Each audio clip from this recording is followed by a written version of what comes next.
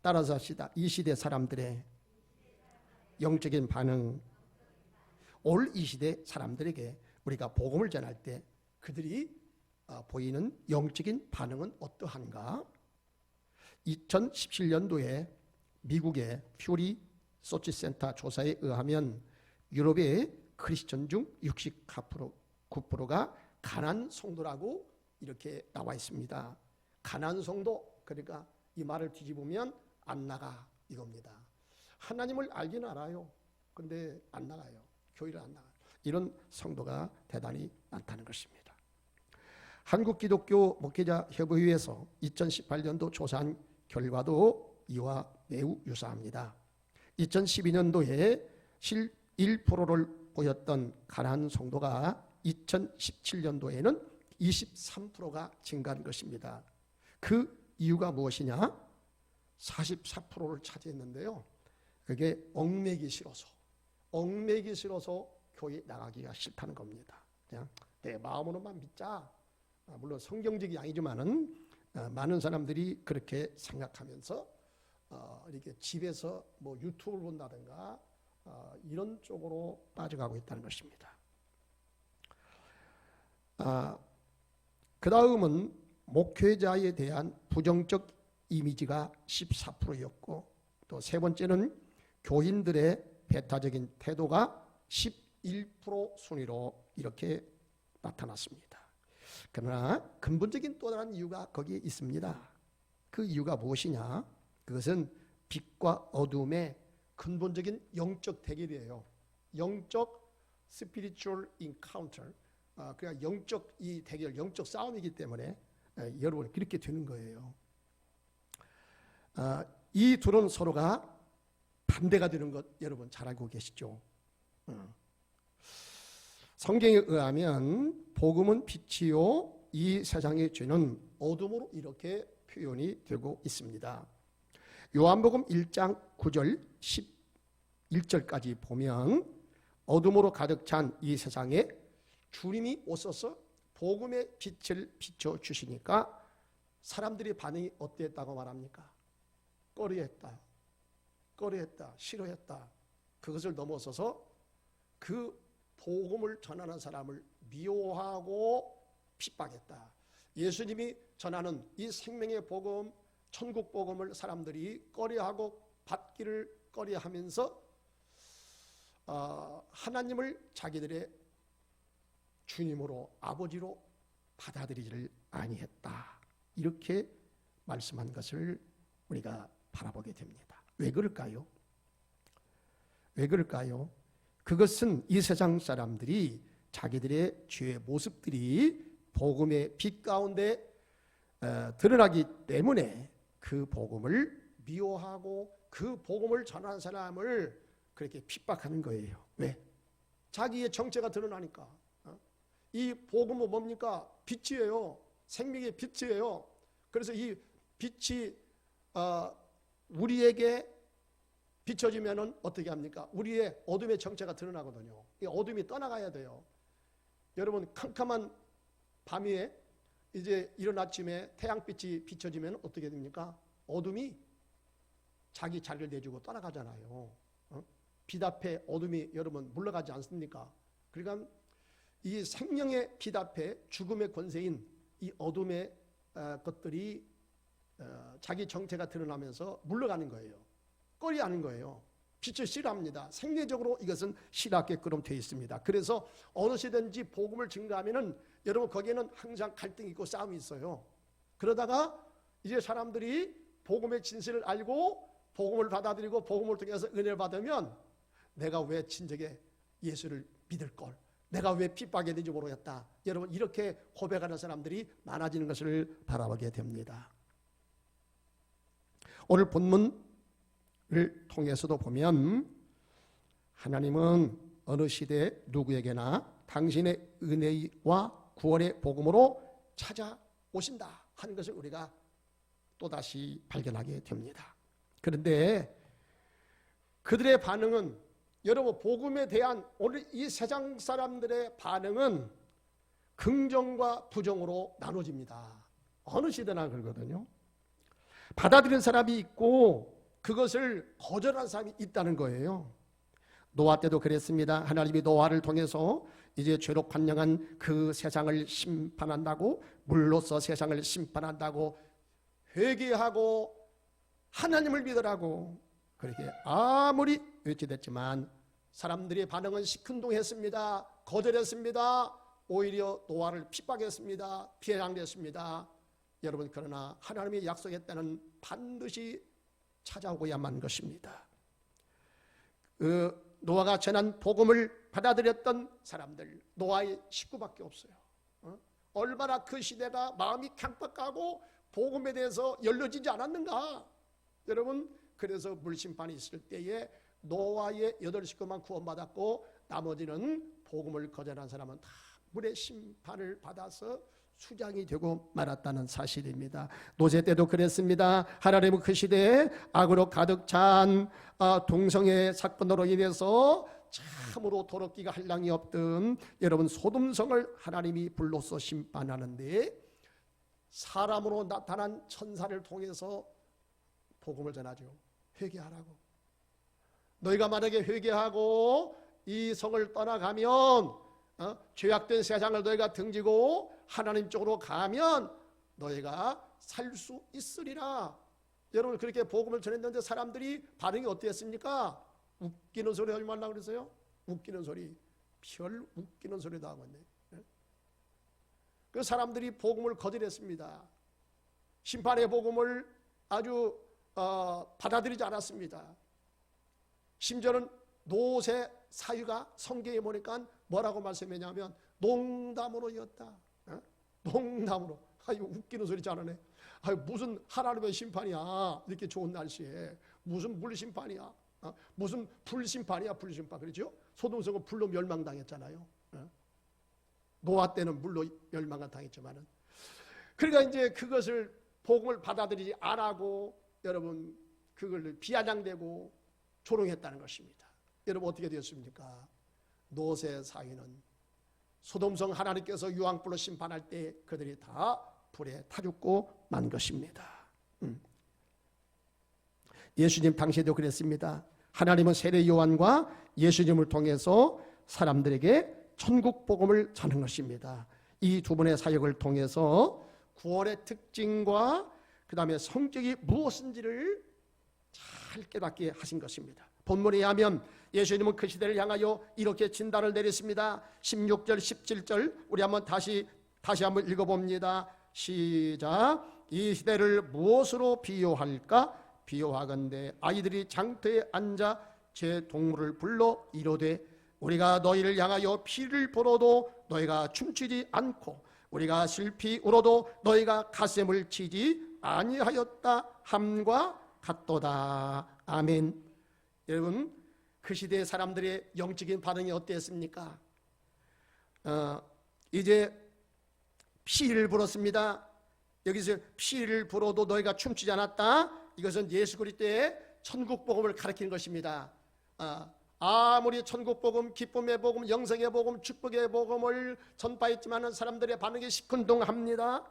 여러분, 이 복음을 듣고 말씀의 은혜를 받아들이면 저들이 춤을 추게 되고 기뻐서 이제 뛰게 되어 있고 감격하게 되어 있는데 그것을 받아들이지 않으니까 이 감동이 없는 거예요. 무반응이에요. 무반응. 너무나 재미가 없어. 여러분, 반응이 있어야 여러분 재미가. 말하는 사람도요, 상대방이 고개를 끄덕끄덕이면 그래요, 맞아 이렇게 맞장구 좀 쳐줘야 재밌는 거지. 맞장구 쳐지도 않고 나는 열심히 말하고 있는데 먼 산 쳐다보고 있고 말이야. 그러면은 여러분 재미가 있겠어요, 없겠어요? 하나님도 마찬가지요. 하나님도 우리에게 이 기쁨의 복음, 영생의 복음, 이 축복을 우리에게 주시는데 그것을 받아들이면서 좋다, 우리 하나님 위대하시다, 역시 우리 하나님은 찬양받기에 합당하시다, 하나님 땡큐 하면서 여러분 이렇게 표현을 좀 하면 얼마나 좋아. 무드가 없어. 사람들이 왜 그렇게 무드가 없는지 몰라. 아무리 하나님 말씀을 전파해도 여러분 마음에 감동이 없습니다. 찔림이 없습니다. 무반응입니다. 얼마나 답답해요. 그 시대 사람들이 그랬다는 거예요. 그리고 또 슬피 울어도 너희가 가슴을 치지 아니하였다 함과 같도다. 이것은 아마 세례 요한의 사역이었을 것입니다. 세례 요한이 와서 이제 그 시대 사람들을 죄를 돌이키고 그들을 하나님 쪽으로 인도해서 구원받게 하는데, 천국 복음을 전하는데, 세례 요한의 사역은 주로 어떤 사역입니까? 막 죄를 지적하고 막 신랄하게 그들의 잘못을 지적하면서 회개하라. 심지어는 어떻게 했냐면 막 욕을 해버렸어요. 욕을. 우리나라 아주 센 욕이 이제 그 뭡니까? 육두문자로 쓰는 건데, 여러분 이 성경에 보니까요, 이 세례 요한도 아주 욕을 잘했어요. 뭐라고 했냐면 이 독사의 새끼라고 그러나, 이 아주 무서운 얘기입니다. 이건 아주 막 독사의 새끼라고 그랬어요. 너희들이 회개하지 않으면 하나님의 심판의 토끼가 나무에 지금 찍히기, 그런 일부 직전에 왔듯이 지금 하나님의 심판이 아주 너희에게 임박해 왔다고, 회개하라고. 그러면서 그들의 잘못을 지적하고 회개를 촉구한 것입니다. 그런데 예수님은 여러분 어떠합니까? 예수님의 사역은 주로, 예수님은요 물론 이제 그 심판의 복음도 전하긴 했지만, 주로 예수님은 어떠합니까? 죄를 용서하시고 그들을 영혼을 품어주시고 그들을 하나님의 자녀가 되게 하시고 그들에게 영생의 축복, 하나님 나라의 기업을 누리게 하신 것입니다. 그래서 가늠하다가 현장에 잡혀온 그 여인을, 여러분 유대인들은 돌을 들어가지고 구약의 율법에서 가르쳤듯이 그 여인을 막 죽이려고 그랬어요. 예수님은 뭐라고 말씀합니까? 땅 위에 갑자기 엎드려서 무슨 글씨를 쓰더니, 무슨 글씨인가는 몰라. 근데 갑자기 일어나가지고 예수님이 그들 향해서 말씀하시길, 너희 중에 죄 없는 자가 저 여인을 돌로 들어 쳐 죽여라. 이렇게 주님께서 말씀할 때, 여러분 그들이 양심의 가책을 느꼈던지 하나둘씩 돌멩이를 내려놓고 어디론지 다 사라지고 말았다. 예수님은 그 여를 이제 단둘이서 만났을 때 예수님께서 말씀합니다. 여인이여, 나는 그대를 정죄하지 않으라. 나는 그대를 정죄하지 아니하노라. 나가서 다시는 죄를 범치 말고 구원받은 삶으로 살아가라고 그 여인에게 용서의 복음을 선포했던 것입니다. 여러분 그 외에도 예수님은 죄인들을 같이 지내시고 죄인들을 안아주시고 죄인들과 같이 거하시는 그런 모습들을 많이 보게 됩니다. 여기도 오늘 말씀해 보니까 주님은 그들을 용서해 준 증거로 어떻게 했느냐? 그들과 함께 식사했다. 이게 유대인들의 이 식사 교제는요, 여러분 단순히 우리가 만나서 밥 먹었다 그런 이상의 의미를 가지고 있어요. 그게 바로 뭐냐? 여러분 베드로가 안디옥 교회를 방문했잖아요. 신방 갔잖아요. 그때 이제 바나바가 또 이 사울이 거기에서 사역을 해가지고 이 안디옥에 아주 많은 성도가 구름대같이 몰려들었다 그랬거든요. 그래서 이제 베드로가 어떻게 잘하고 있는가 하고 신방을 갔어요.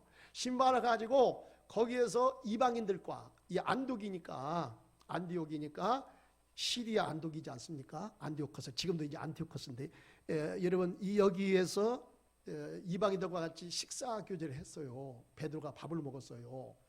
그러다가 여러분 그 이스라엘에서 유대인들이 또 거기를 방문했단 말이야. 그러니까 그 모습을 보고, 유대인들이 오는 모습을 보고 밥 먹던 베드로가 그 자리에서 뻘떡 일어나가지고 어디론가 쏜살같이 사라지고 맙니다. 여러분 이 모습을 바울이 봤거든요. 이 바울이, 여러분 이 베드로가 이 바울에게 있어서 기라성 같은 예수님의 수제자요, 감히 눈을 뜨고도 볼 수 없는 그런 아주 대단한 주님의 종이었거든요. 베드로가 그 당시로서는 그랬어요. 나이도 자기보다 많고. 그런데 성경에 보니까 면전에서 이 사도 바울이 베드로를 막 책망을 했거든요. 당신은 복음을 역행한 거야. 잘못이야. 감히 그렇게 말할 수 없는데, 여러분, 이 사도 바울은요, 복음에서 만약에 이탈되었다, 여지없이 막 지력하고 잘못했다고 책망을 했던 이 사도 바울의 모습을 바라보게 됩니다. 여기서 베드로가 여러분 유대인들이 오니까 식사하다 말고 그 자리에서 떠나가 버리고 말았다. 이 무슨 얘기입니까? 유대인들의 식사 교제는요, 이방인들과 같이 특별히 식사하는 것은요, 이건 있을 수 없어요. 절대로 그렇게 하면 안 됩니다. 하나님의 백성이 이건 부정을 타는 거예요. 있을 수 없어요. 그러니까 베드로도 그때까지 말해도 여러분 유대인이잖아. 이 베드로의 사고방식이 물론 복음을 받고 이제 그렇게 했지만은 아직도 유대인의 세계관이 베드로를 장악하고 있었어요. 그렇기 때문에 복음은 그렇다고 칠지라도 유대인들이 두려우니까, 아이고 저 사람도 이방인으로 같이 밥 먹었어, 이런 소리 듣기 싫어서 그 자리에서 떠나가고 말았다는 것이에요. 그래서 여러분, 이 유대인들이 이방인과 같이 식사를 한다? 이것은 여러분 천지가 개벽할 노릇이야. 그리고 예수님은 그렇게 하기를 즐거워했거든요. 예수님은 사람을 여러분 차별하지 않았어요. 누구든지 뭐 세리 맞대도 같이 식사하고요, 뭐 별 사람들하고 다 주님은 마주하시고 그들을 다 받아주시고 그들을 다 용납하시고, 여러분 하나님의 사랑과 자비를 그들에게 베풀어 주시고 구원의 모습을 예수님께서는 다 보여주셨거든요. 그러니까 이런 모습을 보고 유대인들이 오늘 예수님을 그렇게 힐난합니다. 저 예수는 이 땅에 와서 하는 일이 죄인들하고 같이 먹고 마셨다네, 이렇게 흉을 봤다 이 말이에요. 여러분 이것이 흉거리요, 그 당시로서는. 왜? 죄인들하고 같이 상종했으니까, 같이 밥을 먹었으니까, 있을 수 없는 일을 했으니까. 근데 예수님의 마음을 너무도 모르는 거예요. 예수님의 여러분 심정을, 하나님의 심정을 그들은 정말로 이해를 못하는 거예요. 여러분, 하나님은 의인 9명보다 죄를 회개하고 돌아온 한 명을 하나님께서 참으로 중시 여기는 것입니다. 어떤 사람이 여러분 죄를 범했다 할지라도 그 사람이 주님께 돌아오기만 하면 다시 그 사람을 안아주시고 그 사람을 기뻐해 주시고 그 사람의 죄를 용서해 주시는 사랑과 긍휼이 풍성하신 하나님이라는 것입니다. 그리고 이것이 여러분 유대인들에게는 흉이 됐다 이 말입니다. 이건 예수님이 여러분 식사했다는 것은 단순히 그냥 밥을 먹었다 그것이 아니고, 하나님의 사랑으로 죄인을 받아주었다, 용납했다, 그들에게 하나님의 구원을 베풀었다, 여러분 이런 의미가 있는 것입니다. 근데 당시에 바리새인과 서기관들은 속도 모르고 주님의 죄인들과 먹고 마시기를 즐겨한다고 비난하고 정죄한 것입니다. 그들은 왜 그랬습니까? 왜 예수님의 중심을 제대로 봐가지 못하고 복음의 진실을 깨닫지 못하고 그런 실수를 저지른 것입니까? 그것은 여러분 사람의 겉모습만 보고 그 사람을 자기 시각으로 자기 주관으로 함부로 판단했기 때문인 것입니다. 여러분, 그런 사람은 이 복음을 제대로 파악도 못하고 복음을 제대로 알지 못하고, 여러분 복음의 주체이신 예수님이, 하나님의 아들이신 예수님이 자기들 옆에 있음에도 불구하고 그 예수님을 예수님으로 바라보지 못하고 하나님의 아들로 바라보지 못하고 자기들의 선입관과 자기들의 주관적인 판단으로 그 예수를 겉모습만 보고 예수를 평가하고 예수를 정죄했기 때문에 그들은 잘못된 길로 빠져버리고 만 것입니다. 또 세례 요한도 그렇습니다. 세례 요한이 사람들의 죄를 지적하고 회개를 촉구하는 말을 했을 때 그를 향해서는 뭐라고 그를 흉을 받습니까? 저 귀신 들린 사람. 예수님한테도 여러분 어떤 때는 저 귀신 들렸다고 그러거든요. 예수님께서 귀신을 내쫓고 귀신 들린 자를 고쳐주시니까 그 사람들이, 유대인들이 그 예수님을 아주 시기하고 질투하는 그런 마음을 가지고, 저 예수는 귀신을 쫓는데 귀신의 그 왕의 힘을 빌어서 바알세볼에 힘을 빌어서 저 귀신을 내쫓는다고. 여러분 그렇게 또 흉을 받거든요. 그러니까 흉 보는 사람은요, 은혜 받지 못하고 구원받지 못하는 흉을 보기를 좋아하는 사람은요, 어떤 사건 속에 들어가도 차관 안 좋은 것만 봐. 자기들의 시각으로 잘못된 판단을 내리고, 여러분 잘못된 그런 결정을 내리고 잘못된 길로 빠져버린다는 것이요. 얼마나 불행합니까? 이런 사람을 향해서 오늘 주님께서 말씀합니다. 22절과 24절에 보니까 그들에게는 무엇이 그들을 기다리고 있다? 불심판을 기다리고 있다. 이렇게 말씀합니다. 여러분 복음은요, 하나님이 죄인된 우리를 살리시려고 보낸 생명의 구명장과도 같은 것입니다. 하나님은 죄의 급류에 지옥불로 떠내려가는 사람들을 살리시려고 예수님의 십자가의 복음을 우리에게 주신 것입니다. 누구든지 예수 이름을 부르고 주님 십자가를 붙잡기만 하면 죄의 급류에 파도에 우리가 휩쓸려서 떠내가는 그런 과정 가운데도 하나님께서 구명적으로 우리의 생명을 구하시려고 구명적을 던져주신 십자가의 복음을 누구든지 붙잡기만 하면 그 가운데서 다시 살려냄을 받게 될 줄로 믿습니다. 우리가 다시 살아나게 될 줄로 믿습니다. 그러나 끝내 이 하나님의 복음을 거절하면, 마지막 하나님께서 보내신 이 은혜의 호의를 거절하면 어떻게 됩니까? 그 사람은 이제는 어쩔 수가 없어요. 하나님께서 마지막으로 구명정을 이제 던져주시고 누구든지 이것을 붙잡기만 하면 다시 살아난다. 아무리 하나님께서 그런 은혜를 베풀어 주셔도 그 은혜를 은혜로 받지 않고 거절하면 어떻게 됩니까? 그 사람은 어쩔 수 없이 이제는 죄의 급류에 휩쓸려 무서운 지옥의 형벌을 면치 못하게 된다는 사실입니다. 또한 이들의 죄가 심각한 것은 하나님이 이들에게 믿을 만한 확실한 증거까지 보여주셨다는 것입니다. 오늘 우리가 읽지 않았지만은 20절, 21절, 23절에 보니까 이렇게 말씀합니다. 예수께서 권능을 가장 많이 행하신 고을들이 회개하지 아니하므로 그때 책망하시되. 자, 21절 우리 한번 다 같이 읽습니다. 시작. 화 있을진저 고라시나 화 있을진저 베세다야 너에게 행한 모든 권능을 두로와 시돈에게 행하였더라면 그들이 벌써 베옷을 입고 제에 앉아 회개하였으리라. 23절 다 같이 시작. 가버나오마 내가 하늘에까지 높아지겠느냐 음부에까지 낮아지리라. 내가 행한 모든 권능을 소돔에서 행하였더라면 그 성이 오늘까지 있었으리라. 할렐루야. 여러분 예수님이 베세다와 가버나움에서 행한 일들이 대단하시죠. 대표적으로 베세다에서 여러분 행하신 기적이 무엇입니까? 오병이어의 기적을 행하지 않았습니까? 예수님의 말씀의 은혜를 받겠다고 수많은 사람들이 몰려들었습니다. 약 2만 명의 사람들이 몰려들었다고 이게 추산합니다. 그들은 말씀의 은혜를 받다 보니까 밥 먹을 시간도 잊어버리고 그냥 말씀에 심취한 거야. 끝나고 보니까 벌써 시장 때가 다 지나갔어. 밥 먹을 때가 지나갔어. 예수님께서 그들을 바라보시면서 여러분 제자들을 통해서 이제 이들을 어떻게 하겠느냐. 여러분 안드레가 어떤 소년이 자기가 도시락으로 가져온 오병이어가 있었죠.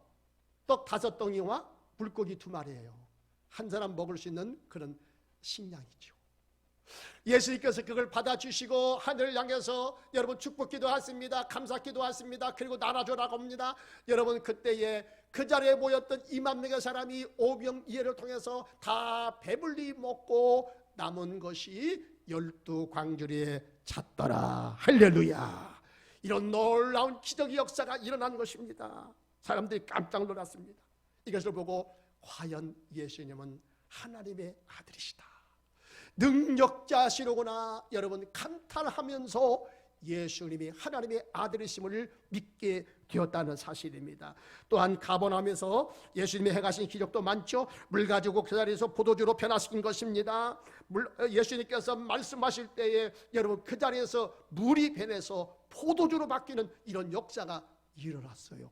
여러분 이제 근래에 들어와서는 양자 물리학에서 이것을 이제 증명해내는 여러분 이런 일들이 지금 시도가 되고 있잖아요. 네? 그 다음에 예수님께서 가버나움에서 중풍병자도 고치시고요, 귀신도 쫓아내신 것입니다. 이런 놀라운 신적인 능력을 행하셨습니다. 예수님께서 여러분 이런 기적을 행하신 것은요, 보통 여러분 초능력자들이 행한 것과는 달라요. 보통 사람들이 기도해서 여러분 병을 고치고 뭐 그런 경우들 상당히 있죠. 병원에서도 못 고친다는 그런 암도 여러분 기도해서 순간적으로 고친 것들이 있어요. 하나님이 여러분 역사하시면 가능할 줄 믿습니다. 근데 여러분 예수님이 행하신 것은요, 그 이상의 의미를 가지고 있다는 거예요. 그 이상의 의미를 가지고 있다는 것이, 이것이 무엇입니까? 예수님은 단순히 요술쟁이가 아니에요. 여러분 이런 일을 행하신 것은 자기의 행하는 이런 신적인 능력을 통해서 예수님은 하나님이 보내신 하나님의 아들이시오 우리의 구세주가 되신다는 사실을 증명해 보이기 위해서 여러분 그런 기적을 행하셨다는 사실입니다. 그래서 여기에 열린 사람은 예수님이 행하신 이 기적을 보고 과연 예수님은 하나님이 보내신 하나님의 아들이시구나, 능력의 우리의 구세주가 되시는구나, 이것을 발견하고 주는 그리스도시요 살아계신 하나님의 아들이시옵나이다, 이런 믿음의 고백을 하게 되는 것입니다. 뿐만 아닙니다. 여러분 우리가 주님을 바라보고 주님이 주신 이 복음의 은혜를 받고요, 아멘하게 되면요, 우리 속에서 여러분 성령의 감동으로 기쁨이 차고 넘치게 될 줄 믿습니다. 우리의 가슴이 뜨거워지는 것입니다. 은혜가 넘치게 되는 것입니다. 지금도 마찬가지입니다. 여러분 주님께서 주시는 이 생명의 복음을 우리가 믿음으로 받아들일 때에 우리 가슴에 여러분 어떤 때는 회개의 눈물을 흘리게 되는 것입니다. 저는 그런 얘기 많이 들어봐요. 목사님 오늘 말씀의 은혜를 받고요, 제 가슴이 찔립니다. 눈물이 나옵니다. 감격이 일어납니다. 어떤 사람은 맹숭맹숭한, 어떤 사람은 아이고 은혜가 이렇게 은혜가 안 될 수가 있어? 그런 사람도 있는데, 어떤 사람은요 똑같은 말씀을 듣는데요 성령께서 마음을 열어주시고 마음을 감동을 주시는 여러분 그런 성도는요 별것도 아닌 건데 그 말씀을 받고 말씀으로 감격하고요, 말씀으로 은혜가 밀려오고요, 말씀으로 기쁨이 넘치고요, 그렇게 막 기뻐하고 감사하고 춤을 추게 되니까 여러분 죄악도 다 떠나가 버리고 저주받은 것도 다 떠나가 버리고 질병도 떠나가 버리고 놀라운 하나님의 기적적인 역사가 임하게 되는 것입니다. 요한계시록 14장 4절 말씀대로 여러분 이제 주의 말씀을 듣고 말씀을 통해서 우리가 구원의 복을 받고 아멘하게 되고 예수님이 내 인생의 구주와 주님이 되십니다. 여러분 그래서 예수님을 나의 구주와 주님으로 믿고 주님이 가시는 어디든지 따라가는 성도, 요한계시록 14장 4절에 보니까 이 사람은 예수가 어린 양이 인도하시는 대로 어디든지 따라가는 성도라고 말씀하십니다. 여러분 벌써 구원받고요 마음의 감동을 받고 은혜를 받는 사람은요 달라요. 하나님의 말씀이 들려올 때 그 말씀으로 우리 영혼 속에 기쁨과 감격이 밀려오게 될 줄 믿습니다. 어떤 때는 그 말씀으로 인해서 회개의 눈물이 터지게 되는 것입니다. 어떤 때는 그 말씀을 통해서 무한한 위로를 받습니다. 하나님 옳습니다. 내가 세상에서 이렇게 시를 나가고 이렇게 어려움을 당하지만 주의 말씀을 통해서 제가 위로받습니다. 주의 말씀을 통해서 제가 은혜를 받습니다. 능력을 받습니다. 제 두 주먹이 불끈 켜집니다. 하나님 고맙습니다. 이런 고백을 하게 되는 것입니다. 사랑하는 성도는 여러분, 하나님께서 우리를 구원으로 인도하시는 이 복음의 말씀을 받고 우리는 잘못된 반응을 보이는 것이 아니라 반응을 보이는 것이 아니라 우리는 이 말씀을 받고 은혜에 감격해서 아멘으로 고백하는 성도가 되시기 바랍니다. 그 주님이 나의 인생의 구주와 주님이시고 그 주님이 가시는 곳이라면 어디든지 주님을 따라 그곳까지 갈 수 있는 여러분 그런 성도가 되시기를 주의 이름으로 축원합니다. 마지막으로 이 시기에 여러분 종말의 시기를 바라보고 또 반응을 하는 두 부류가 있습니다. 로마서 13장 11절에서 13절에 보니까 또한 너희가 이 시기를 알거니와 자다가 깰 때가 되었으니 이는 이제 우리의 구원이 처음 믿을 때보다 가까웠습니다. 너희가 이 시기를 안다 그랬어요. 너희가 이 시대를 너희가 파악한다 그랬어요. 여러분, 이 시기는 어떤 시기입니까? 종말의 시기입니다. 여러분, 종말의 시기 어떤 시기라고요? 다 됐다는 거예요. 여러분, 성경에 보면 종말이 크게 두 가지예요. 역사적인 종말이 있고 우리 개인의 종말이 있어요. 오늘 안 믿는 사람도 그런 말을 합니다. 때가 다 됐는 게야. 세상이 다 종말이 됐는가 봐. 여러분, 그런 이야기를 이제 서슴지 않고 말하는 것을 많이 들어봅니다. 그렇습니다. 여러분, 성경에서 이제 종말에 바로 이런 일이 벌어질 것이다 라고 말씀한 것들이 자 서서히 전보다도 더 많이 그런 일들이 많이 일어나게 되는 것을 바라보게 됩니다. 사람들도 그런 눈치를 챈 것 같아요.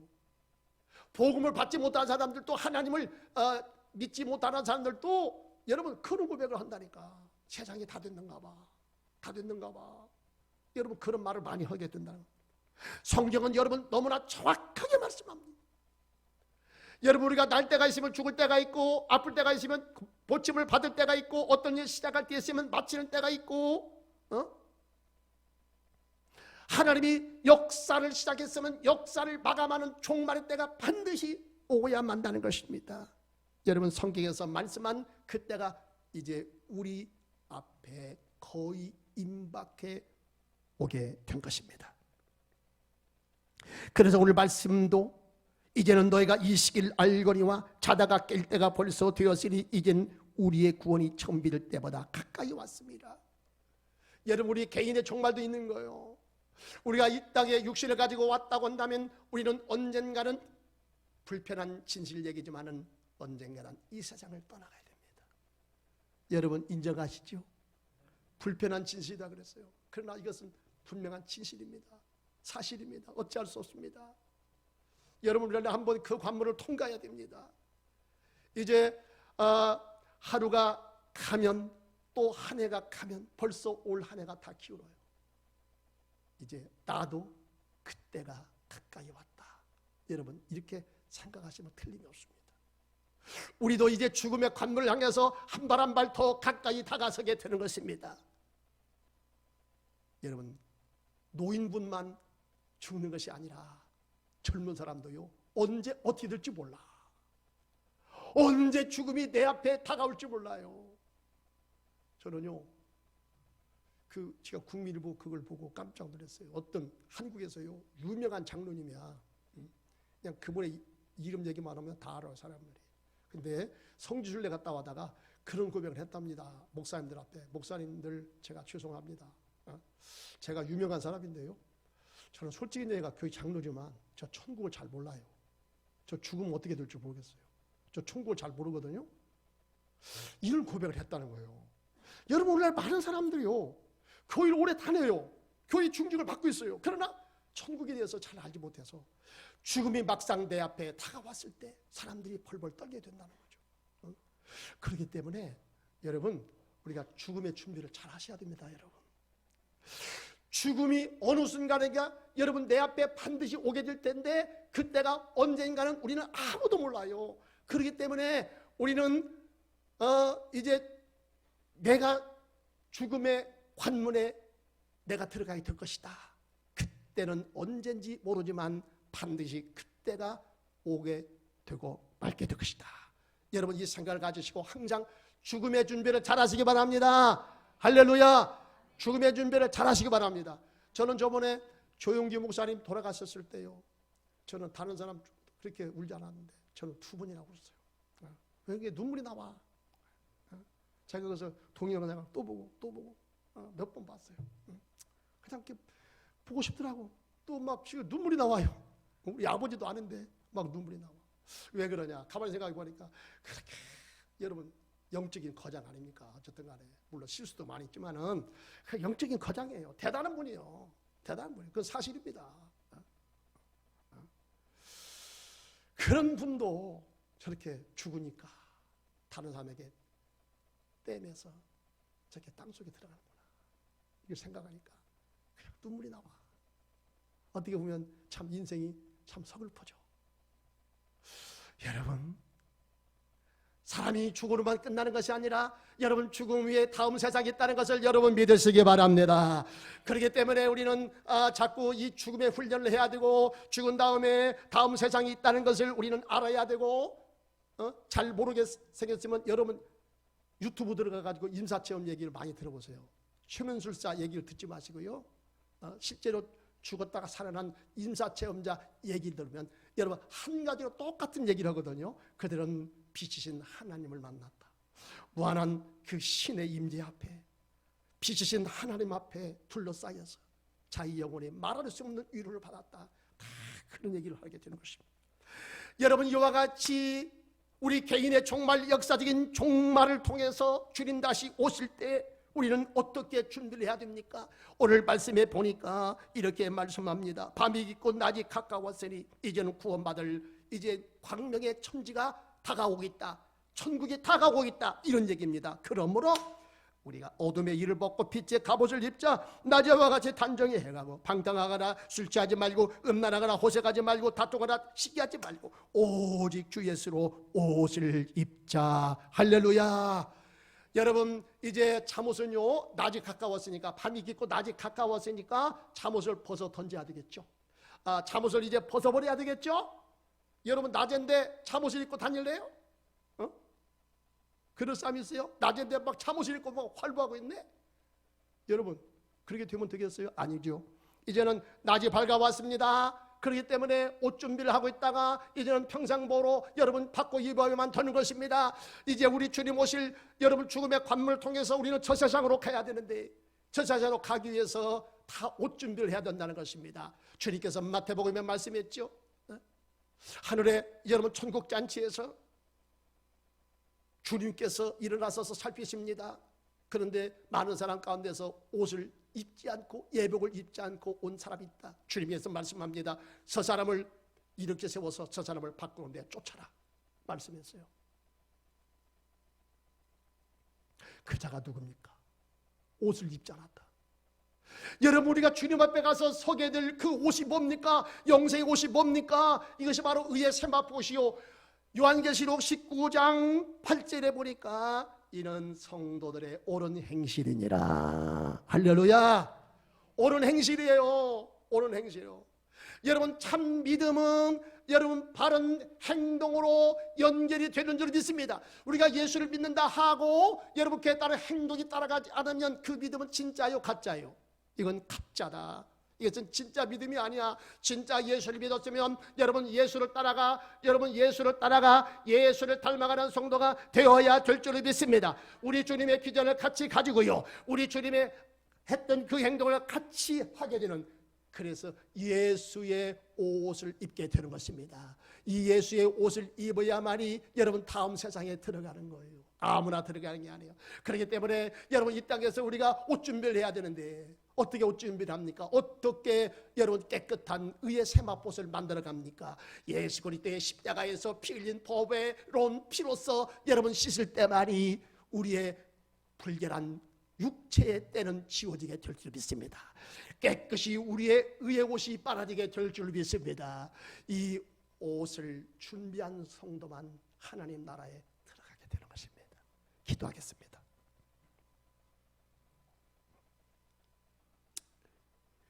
주님이 우리에게 말씀으로 찾아오십니다.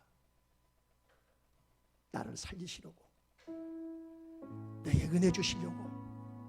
시편에서 이렇게 말합니다. 하나님은 위경 가운데 빠진 사람을 말씀을 보내사 그들을 살리신다고 말씀합니다.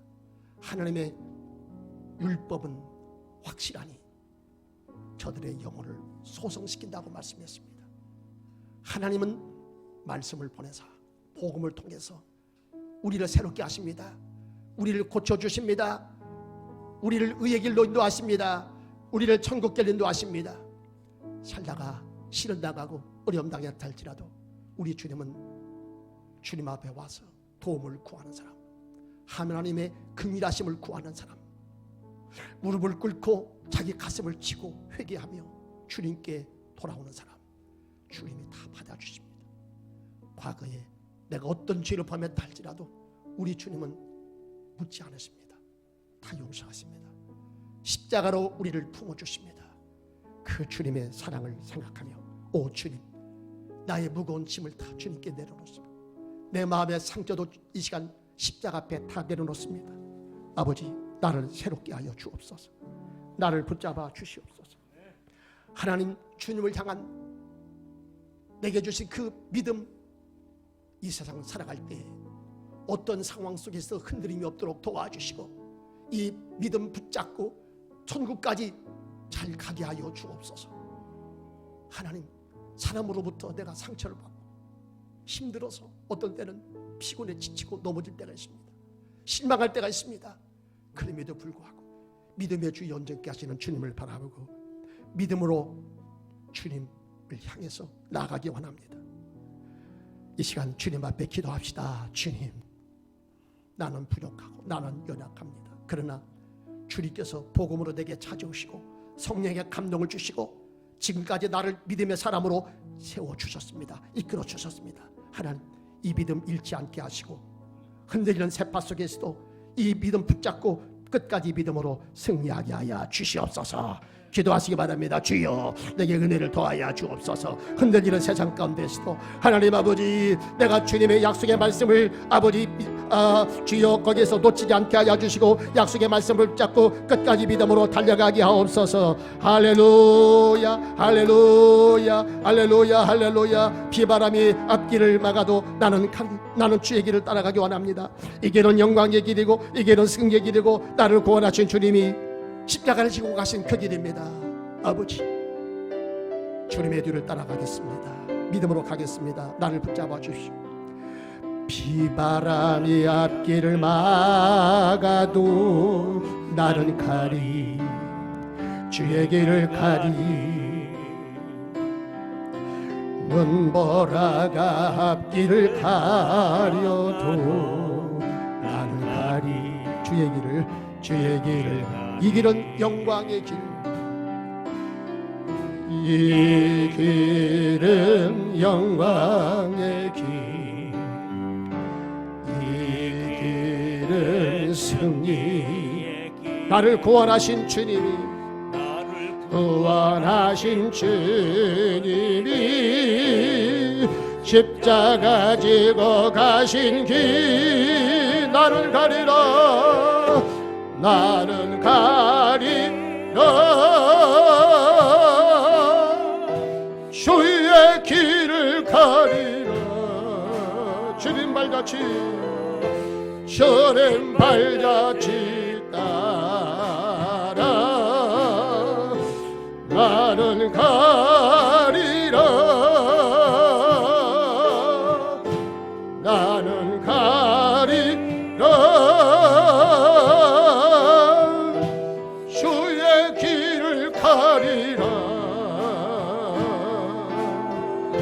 주님 발자취 따라 나는 가리라. 주님, 새파이도 제가 휘둘리지 않고 끝까지 주님의 뒤를 따라가겠습니다. 나를 용서하시고 내게 긍휼을 베푸신 십자가의 은혜를 따라 주님의 뒤를 따라가겠습니다. 그 나라 가기까지 따라가겠습니다. 천국에서 주님을 기쁨으로 뵙겠습니다. 주님, 그때까지 어려운 시험을 다 이기고 믿음의 승리하는 삶을 살게 하여 주시옵소서. 하나님, 내게 더 큰 믿음을 달라고 다시 한번 우리 주여 부르고 30초만 기도하겠습니다.